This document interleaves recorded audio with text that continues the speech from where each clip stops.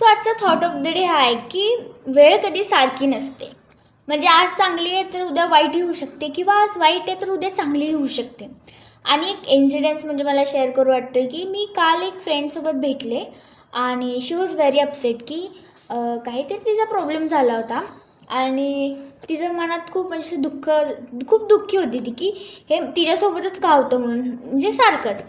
पण म्हणजे मी थोडंफार फक्त एवढं समजवलं की आत्ता जर ही वेळ आहे तर उद्या ती बदलू पण शकते आणि ती आपल्या हातात असतं. असं नाही की आपोआप तुम्ही थांबला आणि ती बदलून जाईल.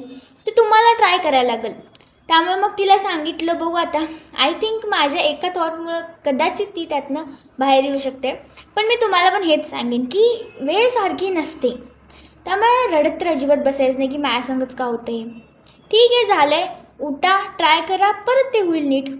त्यामुळे कधीही निराश व्हायचं नाही, कारण की वेळ सारखी कधीच नसते.